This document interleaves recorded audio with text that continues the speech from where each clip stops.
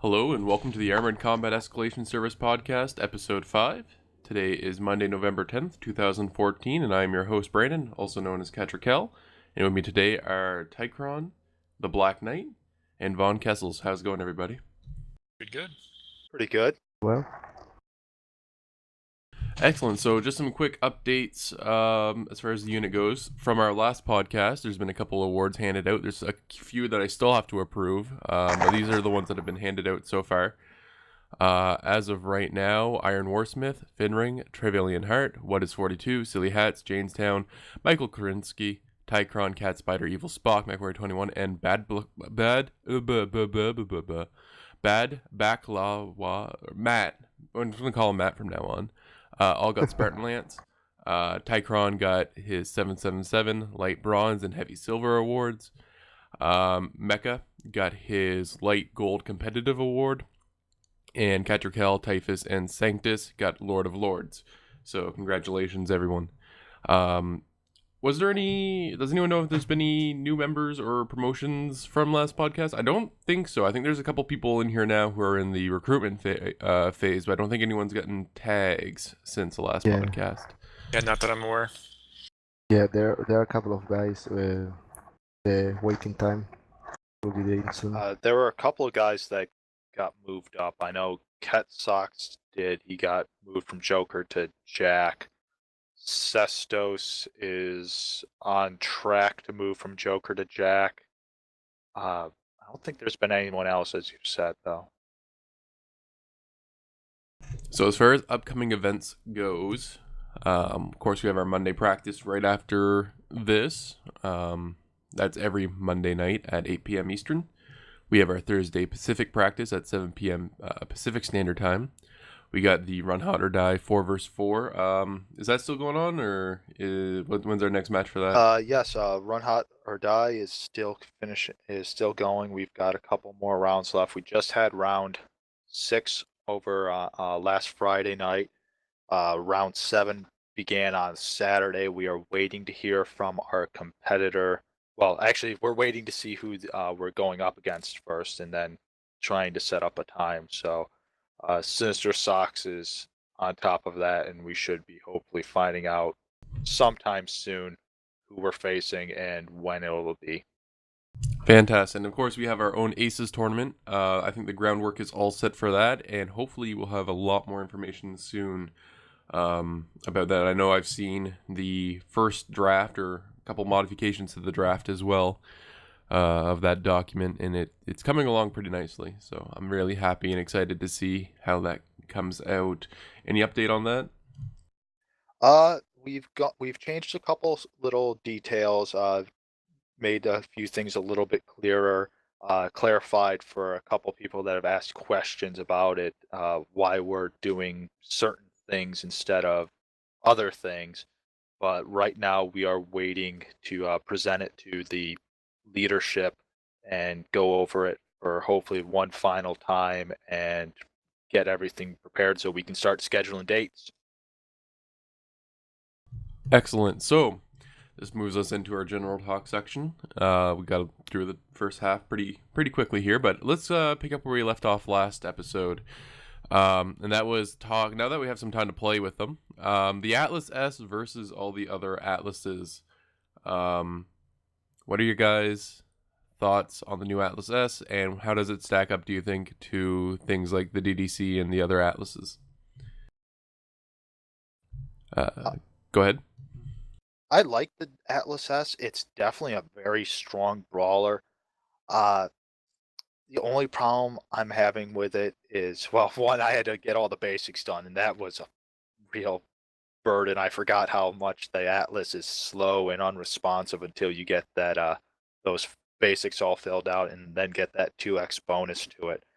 But I don't know if it's a full replacement for the DDC. I do like having the ECM, and with really, I think that's a big one-up on the Atlas S.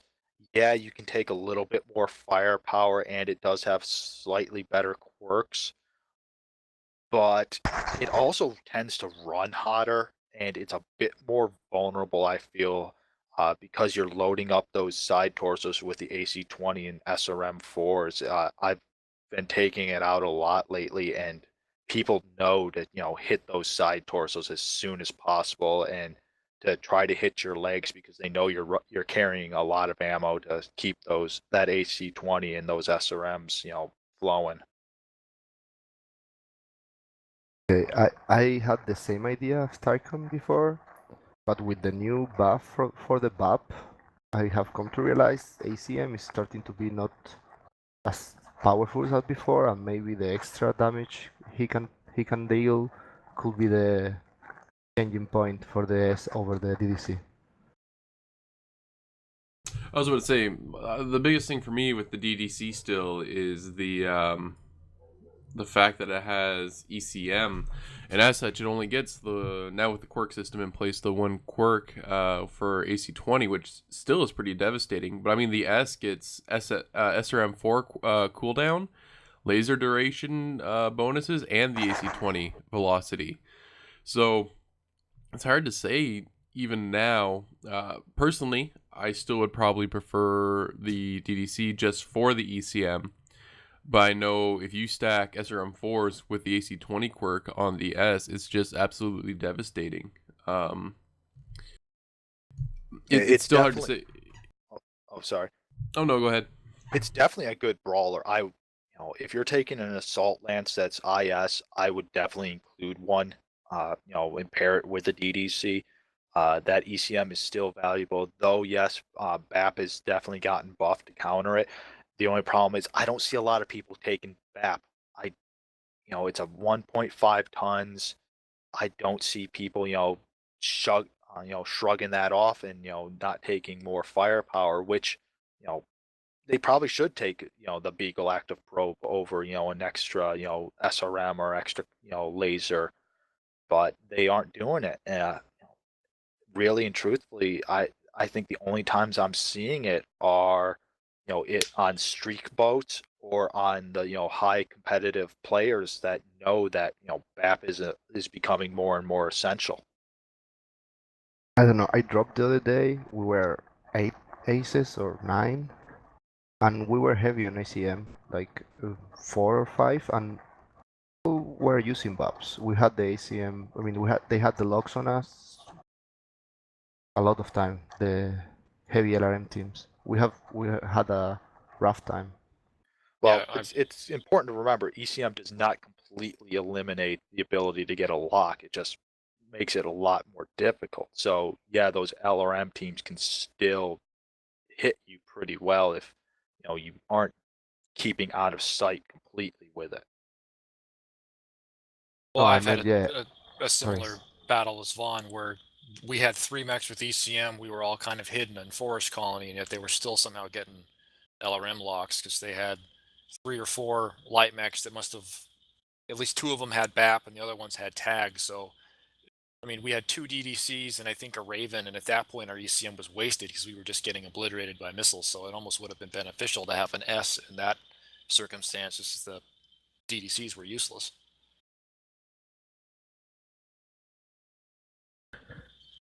So as far as the competitive scene go, and for going forward, do you think the S would be taking over the DDC as far as the role it plays right now? I don't think so.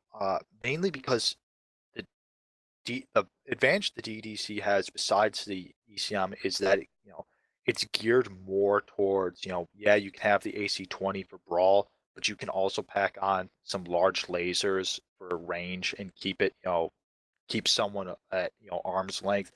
The S, even with range modules, you're having to close the distance, and against teams that are long range, or and even medium range builds, it's going to take a while for it to get, into a full, area where it can bring all of its firepower to bear, and it's going to get picked apart pretty quickly. It seems more and more people are, recognizing it as, as the primary target. And while if you catch someone up close, if they come around a corner, if you turn a corner, you get right in their face, you can put them down pretty quickly. if you're trying to cross open ground, or you've got a long firing line or firing avenue on you, you're in some serious trouble because you're not going to be able to respond quickly enough to it. And I've seen a number of them that they're barely breaking 100 to 200 damage on places like Tourmaline, Crimson Strait, Caustic. They're getting taken out at range more and more. I agree completely. 'Cause like the match I had before the podcast started, I was in my Founders Atlas, and I have 2 large lasers on that. And just the way the match played out, I fired my AC-20 once because the ranges were always so long. So if I had been in an S, I don't think I would have gotten a single shot off because it was just not the way that match played out. If I didn't have my large lasers, I wouldn't have done anything. I think that. Sorry, keep going, Black. I was just going to say that the few times I've played my S, like if you can manage to get up close, you can wreck face with it. But if you, like Tircon was saying, if you can't get up close, you die because everybody goes, "Oh, it's an S, kill it," and then you die. Where it's almost seems like people focus on the S first. If you're in anything other than an S, they look for a dire wolf or a timber wolf or something to kill first, and you can kind of get some shots off. But I mean, an S is a death sentence right now. I think in the competitive, if you see a team packing 2 atlases, probably one will be the DDC and the other one an S. Agreed. But if it's only one, yeah, maybe will still be the DDC or the S. I don't know. Let's see how PAP work in competitive soon. Yeah, for competitive, it's gonna. For regular drop play, I don't know if you'd want to take an S over a DDC. In comp, I'm going to say, it's going to depend on the team who's taken, who's choosing the mechs and what their play style is. A team that's really good at supporting one another is probably going to take it because they can shield it. They can get, they can use their other mechs to help close the distance and cause mayhem long enough for the S to get in there and then bring all its firepower to bear. But beyond that, if you're trying to drop in a solo queue with it, you're really taking a risk because unless everyone else is willing to back you up or play well together, you're probably not going to do a whole lot of good on certain maps, and if you get caught out. Yeah, and I think a lot of like with comp matches, it's going to be map dependent. Since a lot of times we know the map are going on. If you're going to get mining collective, take the S because you have plenty of cover and plenty of corners that you can surprise somebody with. But if you're gonna, if you know you're going to get Alpine, don't take the S. So it's going to be all kind of situational.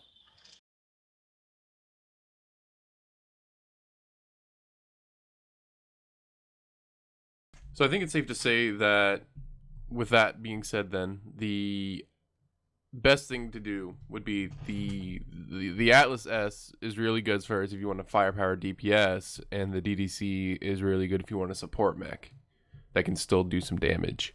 But the two, and you basically, it's going to come down to if they're able to run 2 Atlases, they're going to run 1 DDC and 1 S. Yeah, pretty much. I would say that's what most comp teams are going to do. Fair bet. Well, so long as they cannot bring a clan mech. If they can bring clan mechs, it's almost assured that there's going to be a dire wolf thrown in there instead. Oh yeah, definitely. So last patch we had the quirks thrown in. So let's talk about quirks for a little bit. What is your thoughts now on the balance between Inner Sphere and Clan? Go ahead, Tigran. It's definitely better. I don't think it's perfect, but it's definitely been a little bit more equalized. That said, I think there are a number of mechs that got very poor quirks, and a number of mechs that got well too buffed for the quirk system. The awesome, specifically the I believe the 8R and 9M. I mean, they're just, yeah, they should be able to fire their PPCs, repeatedly and do alpha strikes without fear of shutting down. But it's a little ridiculous what they can do now and how much, how quickly they can fire and just keep firing. The mechs that I I'm having issues with are the awesomes, like you were saying, but the Wolverine, the Wolverine with 4 large pulse lasers, that thing is just ridiculous. Oh, the Wolverine? Yeah, just how much armor it can strip off in so little amount of time, and then it's so fast that it can just run. It's been a pain. I hate seeing those things. I'm about to actually build one probably right after this. You're gonna have fun with it because you're gonna wreck with it. So with all that being said, you guys basically come down to the conclusion that the big gap that was between Intersphere and Clan has been shrunk a little bit. Is that safe to assume? Yeah, I would say it's been shrunk. It's not perfect, but you definitely have Intersphere mechs that are far more competitive against clans now. It's not a given that taking a Thunderbolt against a Timberwolf you're going to lose. It does equate more to skill from the pilot and what the situation is when you drop. If you're going to catch that Timberwolf from behind, you have a better chance now of actually not only surviving but putting him down. But that said, the clan mechs are still, I would say, a bit better. Uh, though, once again, it does come down to the pilot, and I think that's where we want to be for the game. It should be individual skilled. That no matter what mech you're taking, if you're a skilled pilot, you can make it work. What I think is that they actually make some IS mechs way closer to the clans. Maybe some even above some clans. Same weight or weight class. But others, they are still far. They didn't make all the IS close to the clans, just some of them. Yeah, that's the biggest thing.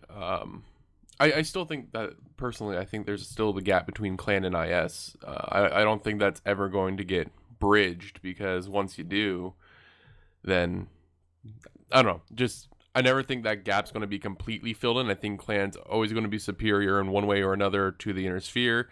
I think the quirk system is a great way to bring the Inner Sphere mechs up to like a Clan standard. But I don't think you'll ever see a perfect balance between the two because it's such a fine line between having Inner Sphere mechs completely broken and overpowered or having Clan mechs broken and overpowered. I think people need to remember also that compared to the tabletop and the novels, the game really is giving a lot more advantages to the Inner Sphere in terms of being able to upgrade your mechs with Endo and with Pharaoh and with double heat sinks far more easily than in the actual canon lore and the canon tabletop. I mean, you cannot easily replace a mech's internal skeleton like that. You can't if you do, it's going to cost way more than what we're pricing in the game, and it's going to take thousands and thousands of man hours to do so. So when we talk in canon lore that the clan's just stomping on Inner Sphere units, you've got to remember a lot of those Inner Sphere units, the only upgrades they have are maybe double heat sinks and maybe Pharaoh, and that's only if they're premier units. Most of the regular run of the mill units are still using tech from the Forced Succession War era. They don't have access to pulse lasers or the weight saving materials that a lot of the premier units are going to have. So it'd be even worse if we were going by a strict lore interpretation. Yeah, I Go back. think the, Go ahead, sorry. Vaughn. I think the game, talking now about the lore, the game is making a pretty good work on giving the feel that clan mechs are better, clan weapons are better in the way of longer range, more damage, and so on. But balancing out is hard, and they are still working on it. But quite fine. If they will go strictly by lore, this will be a stomp, and they are doing it right. I mean, I think so. Go back to your original question, Cattra.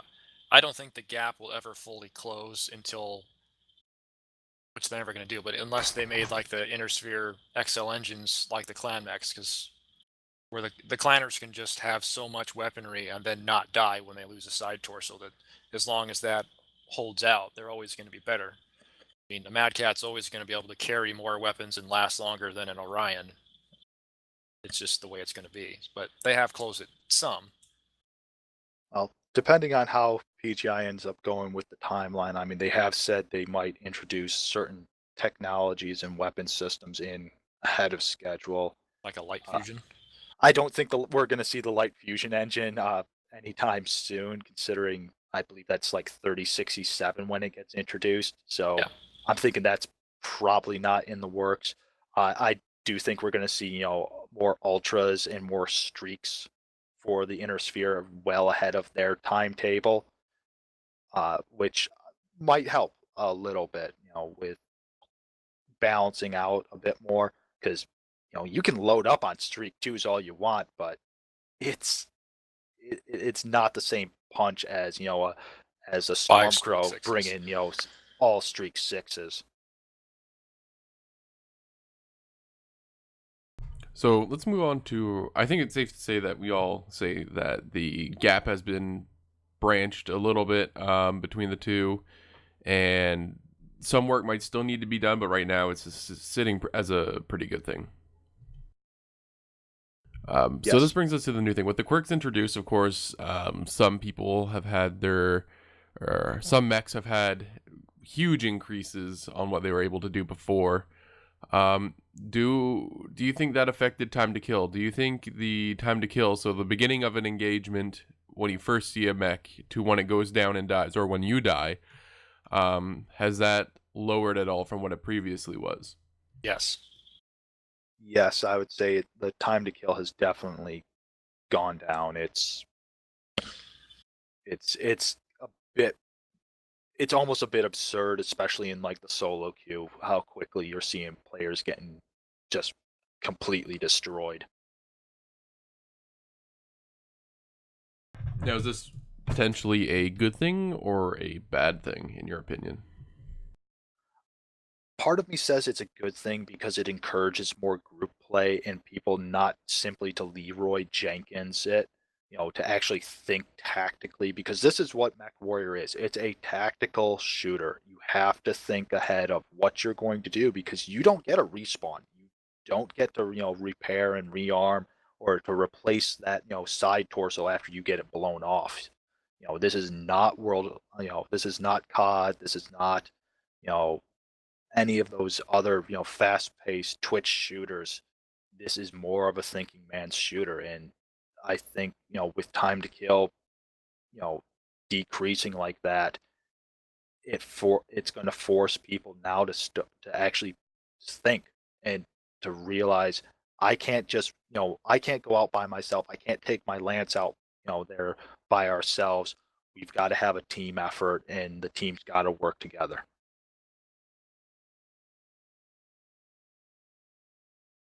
That's a good point. I think some of the mechs, their quirks are a bit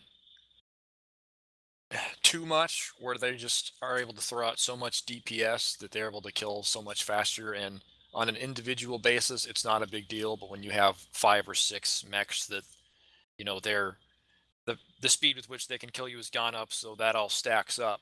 And some of the catapults can now chain fire their LRMs, where there's just a steady stream of LRMs coming at you, or some X, like the Dragon 1N can rapid fire its AC5s so much that I understand it's a thinking man's game, and I like that, and I agree with you on that. It's just, if you are that one Atlas that gets stuck out because you're slow and there's no cover, you just get annihilated. And sometimes it has nothing to do with skill. If you just gotten a bad start point and the other lance that's opposite you is 3 catapults and a light mech, you're done. And it's frustrating.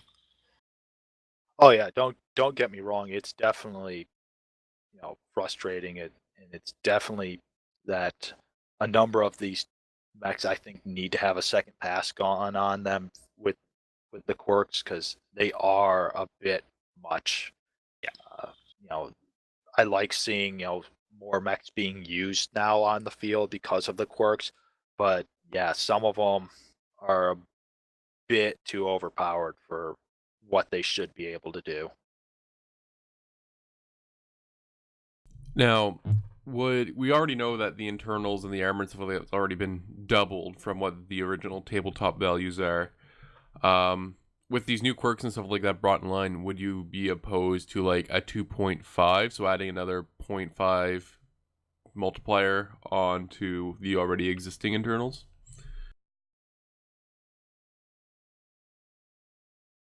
Yeah, I could see it. I don't know if it would necessarily help at that, with that much. Um, I, th- I but I think it'd be better than nothing at this point. Yeah, I'd be okay with it.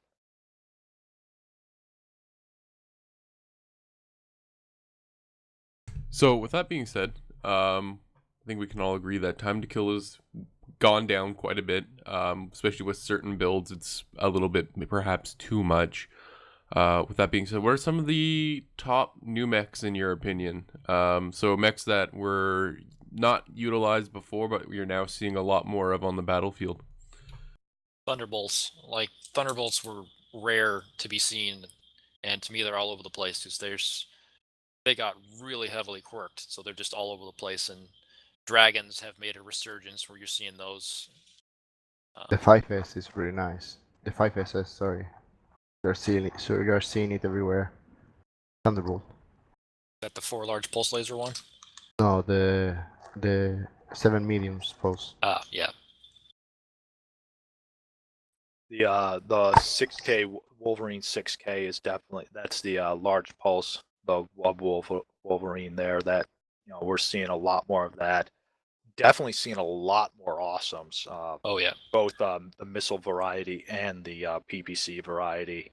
The only saving grace there is it seems that a lot of people don't have them, and those people that the majority of people that do have them haven't played them long enough or have not played them in so long that they're very rusty in them. But there are a couple pilots out there that never let the awesome go too far away, and they can just wreck people with it. Iron Warsmiths from ACES is definitely in that group. He is absolutely brutal in those awesomes now. That's some pretty shameless self-promotion there. I'm just gonna... I try my best. What about you guys? What are some of your new favorite builds for some of the mechs that, again, may not have been utilized as much before, but now through the quirk system has been brought up to a more competitive, or in line, I should say, and not really like a bottom tier? It's not a mech they are using so much now, but the Wolverine 6R with 2 AC5s is... I used to run it like that, and now it's really nice. Putting a couple of AC5 in a 6R, Wolverine 6R, and running around. That is a build I like. Yeah, I always liked my Wolverines, and I haven't built the large pulse laser variant yet, but yeah, the 6R I definitely like how it's gotten more life breathed into it. The Jester I'm running again, and the K2 I'm running again, and I actually feel that I'm contributing, that I am really doing damage in it rather than just plinking at people. The Banshees also I feel have gotten a nice upgrade with the quirk system. I've only got the La Malinke right now from the last sale, but it's been a lot of fun to run, and I didn't think I'd enjoy it as much as I have. I would agree that the Banshees have gotten better, but I think that they need more. They're one of the few mechs that I actually think needs more because they're fun. I mean, I enjoy them a lot, but they just are underperforming for a mech that's 95 tons. I mean, an Atlas is still generally going to win. A Daishi is going to win. A Warhawk give you a run for your money. It needs more, I guess, to me. Oh I no, don't know. the The Banshee's E? 3E. Yeah, Yeah. that thing is... Yeah, that, and it's with those AC5 and ballistic quirks to it. It's doing a lot of damage and doing it very quickly. It went from a semi above average DPS tank to now a more to almost a high DPS tank. the Banshee 3M with its large pulse laser and energy quirks definitely is a high DPS tank now. A pilot that knows how to utilize the Banshee's big shoulders and big arms to shield that torso is going to I've seen them. I've seen them do it. I've seen them bring down Atlases. I've seen them bring down direwolves that are completely fresh and just scythe through a team with it. And it's very impressive. It's very scary when you see one coming at you now that you can't guarantee that you're going to be able to bring them down fast enough. No, and I agree, because I mean I've had some pretty awesome matches with my Banshees since the quirks. I still feel that they're the lowest performing of the top tier assaults. Which I guess some mech has to be, so why not a Banshee? I don't know. I feel Battle Masters still need to get a little bit more love. They got some help with the quirks, but they're for 85 tons. It feels like they should be able to do a little bit more. The Stalker's okay. Victors and Highlanders, I feel, also need to get a bit more love to them. They did get the negative quirks taken off, which is great for their torso turn and for their jumping ability. But beyond that, it's not that great. The Highlanders, especially, I feel the quirks that all of the variants got really do not match up with what those mechs are capable of. The heavy metal got an AC5 buff, and I'd see no one using AC5s on the heavy metal anymore. That might have been useful back when it was the premier jump sniper, but now, no, it's not in that role any longer. It's not optimized for that role any longer. A quick side note on Hero Mechs. I don't have one, but I watched somebody when I was dead play a Hugin with 2 SRM4s, and I'm interested in getting one because the recycle time on those is ridiculous. It's like a machine gun with SRM4s. You can just wreck a Yes, Hugin the now. Hugin had a lot of love given to it. It wrecks. Your SRM4 cooldown is 50%, and then your missile weapon cooldown is another 25. So it's got a 75% cooldown if you put on SRM4s, and plus you get a range increase as well. That being said, I'm pretty sure it's a mistake that it's a 50%. I think it's supposed to be 25%. Yeah, the PDF they released says 25, but in game it says 50. So I'm pretty certain that's a mistake. Yeah, they'll probably get patched up in the next patch. Oh, okay. But no, even with that being said, they would still have a 50% cooldown and a 35, or actually no, it'd be like a 40-ish, no, about 30, I'm going to say about 37.5 range increase on those SRM. So you're still going to be able to just lob them off like it's nobody's business. Oh yeah, that Hugin is definitely a big winner for this quirk system. Instead of writing them off when they get behind me, I now actually start to worry when I see a blip on the radar and it comes back as a Raven, and I see the Hugin tag pop up. I now actually worry about that and force myself to turn and pay attention to them. Yeah, because the SRM4 has a 3-second standard cooldown, so the Hugin will lower it down to 1.5. So ridiculous. Yeah, and the Oxide is another hero mech that I never saw anybody play, but now everybody plays it. Yeah, it can. The Oxide is fast enough, even better than the Hugin, I think, in being able to get behind someone and just completely tear through rear torso armor and take someone down without them realizing they're in trouble.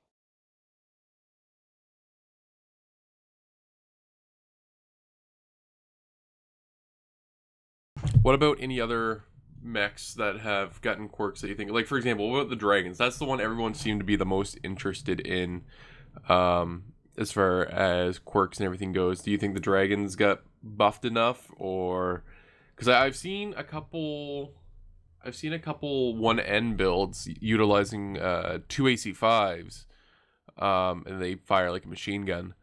But that's really the only one I've seen out running around. I haven't seen really any of the 5N, which is I think one people were kind of speculating on with the AC2s, but you can't really run 3 AC2s effectively. I fought one of those 3 AC2 dragons, and he wrecked me up pretty good because those things just fire so stupid fast. But he died quickly, so I can't exactly say how long his battlefield endurance would have been. I think Yeah. Dragon have the same problem as before. Too big city. And even the extra structure and they gave, I don't know if it would be enough. Yeah, I've been seeing the 1N, I've been seeing the 5N, and I've seen the Fang and the Flame come out, and really the 1N is the one that seems to be doing the best of them. I have not seen the 1C really at all, which I was a bit surprised at, considering that the quirks it got are the closest thing to the champion in terms of what it would be optimized to run. The Fang is all right from what I've been seeing people run with it. The Flame is definitely a nasty little surprise with that AC20 quirk and the and the additional structures to it, but I feel like it should have an extra, energy quirk thrown on there as well to help bring it more in line with what a heavy should be doing. What you have changed for me for Dragon is before you can almost not give attention to them too much, and now they go down fast, but you have to make them go down fast. They can make a lot of damage, way more damage than before, so you have to kill them. Yeah. And of course, the arrow is one of the ones that I hear people complain a lot about as far as what it got for quirks, and that's AC20s instead of machine guns. But that being said, how do you really quirk machine guns anyways, besides range increase? They could have put the large pulse quirks on it. Yeah, I would have said, more better energy quirks, maybe just general ballistic quirks instead of the AC20 quirk. I I don't like the AC20 quirk on there because it feels like you're forcing people that want an optimized BJ1, the BAM build that Sean made so popular. Uh, that if you want an optimized blackjack that can run that, you're forced to buy the arrow. And I know that's probably not what they were intending. I'm thinking, it's more along what you said, Cattra, of, what do you put on, the arrow? You can't really buff machine guns that much. So I think throwing the AC20 quirk on there might have been, the wrong message. I think a general ballistic quirk would have just been, better in that sense. And maybe instead of doing, the regular 7.5 or 12.5, give it maybe a 20%, ballistic buff in that in general would have been better. So let's move on to. I think it's safe to say that everyone kind of likes where the quirks are going and stuff like that, and everyone has a new favorite build. Some like the Wolverine. Well, some never stopped loving the Wolverine. Some stopped never loving the Awesome, but their love just increased now. But then others have also, like myself, been jumping around in different Intersphere mechs and seeing what I can do with them. And of course, this coming Tuesday, we got potentially the biggest kerfuffle that we're going to see for a long time, which is the Timberwolf for C-Bills. How do you guys think this is going to affect everything? Go ahead, Tagron.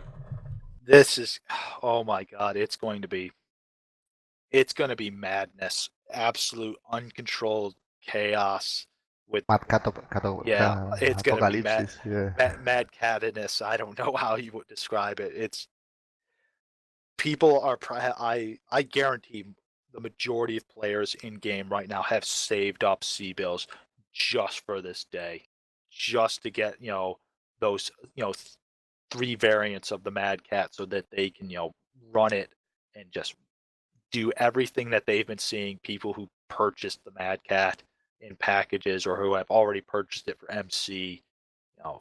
It's the heavy counter in terms of how long it'll take to drop is going to jump well at least past 60%.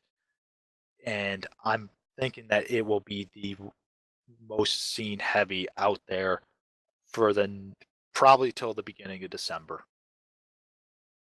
Yep. It's definitely going to break Matchmaker.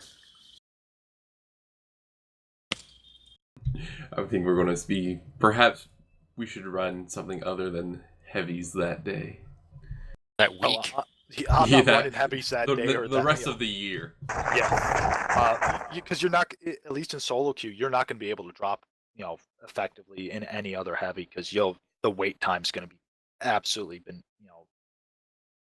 out of this world because of how many people will probably be running Mad Cats. Group queue is probably going to be a little bit better, but even then, you're going to see it's going to explode.